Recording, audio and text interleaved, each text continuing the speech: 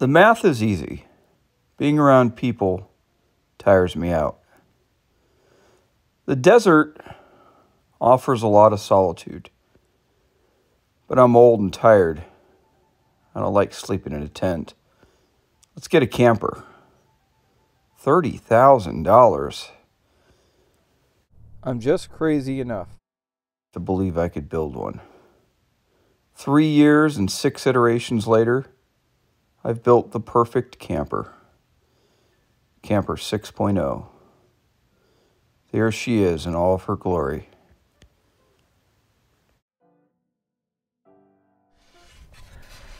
Construction starts right here.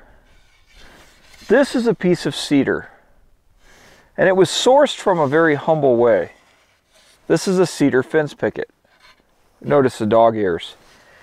This material is available at any home store, and this is the primary material that makes up the bulk of the construction of this camper. Now, one thing you have to think about is cedar is an incredible wood, and even in the modern world of alloys and composites and more advanced man-made materials, wood still sometimes reigns supreme. Cedar's lightweight, it's resistant to the elements, and it's beautiful. The frame of this camper is made of cedar. The outside surface that you guys see is cedar, and it's coated in a product that's meant for log cabins to preserve the wood. The tub, or the substructure that slides within the truck bed, is made up of a composite of plywood and foam board insulation, specifically extruded polystyrene, or XPS. Combined, these materials make a beautiful, strong, and lightweight structure, which is the foundation for this camper.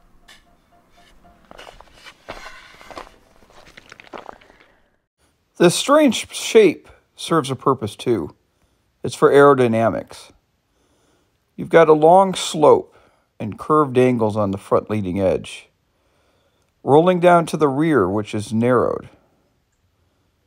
All of the purpose of helping ease the air coming over the surface and helping keep me the best gas mileage I possibly can.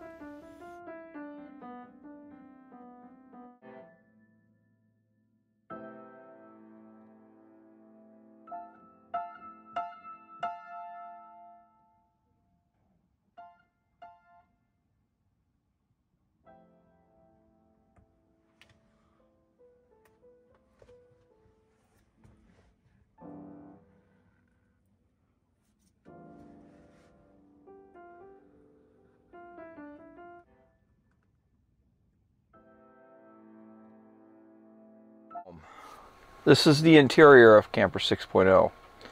Now, I put a lot of thought into what ultimately became a somewhat unconventional, but I believe very useful setup. First and foremost, I thought back, what do I do most of the time when I'm in the camper? I'm either cooking or lounging. So in the main body here in this section, I essentially have an L-shaped couch.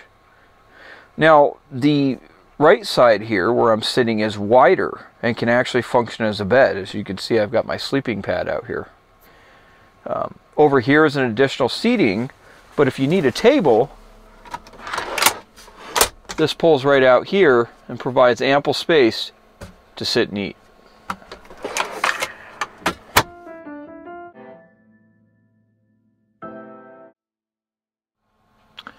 Having this configuration is somewhat unconventional for a truck camper. However, it serves well. Right there is an image of that table that pulls out. And you can see it extends in that space and is a perfect height and position for if you were sitting to utilize the table. So climate control is incredibly important in this camper.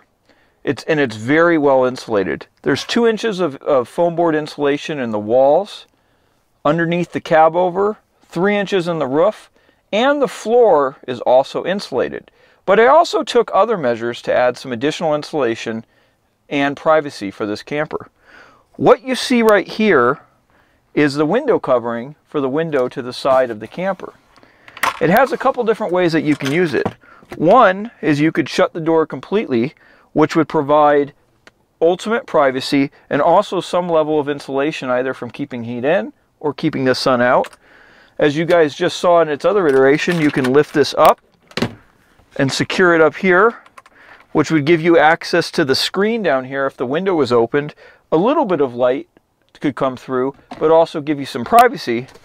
And then finally, and the third option, this whole window covering is held up with magnets, and this can be removed, exposing the full access to the window.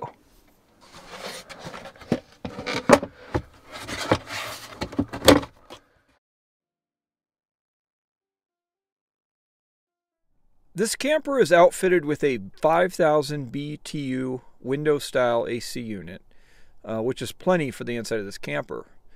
Of significance is this AC unit can actually run completely off grid via the battery, which is a 300 amp hour lithium iron phosphate battery, and I have 400 watts of solar mounted on the roof. That solar is mounted on 1/2 inch standoffs to allow some air ventilation underneath to try to keep them cool.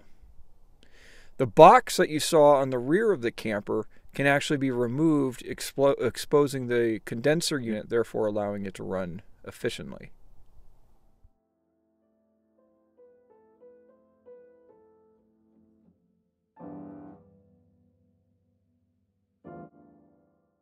So the camper is attached to the truck via a turnbuckle, which attaches up in each of the front corners. The turnbuckle in this attachment point is accessed by a door, which you can see the back side of right here, that can be opened from the inside of the camper. Most pickup trucks have some sort of an attachment point in the front corner of the bed, which is where the turnbuckle would attach. I also use these style ratchet straps that can actually be bolted to the side of the camper. Such as on my F-150, it has a knockout, which allows me to run this nylon cord all the way to the frame of the truck. So in addition to the turnbuckle, I also use one of these. And then also in the back corner of the camper, I have these attached to the outside corners of the truck bed itself. These campers are light enough that I essentially, for my purposes, attach it to the truck and keep it on there semi-permanently. Camper 6.0, the subject of this video, only weighs about 750 pounds dry, which is very light. And then, as I discussed before, I put a lot of energy into trying to make it as aerodynamic as possible. Hey everybody, if you made it this far, thank you so much. Please hit that subscribe button. As I said, this is my 6th camper. All of them that I've made are unique, all products of my own ideas in my mind, and you guys can check them all out, including some build videos, on my channel. So again, please subscribe if you made it this far, and thanks guys for watching.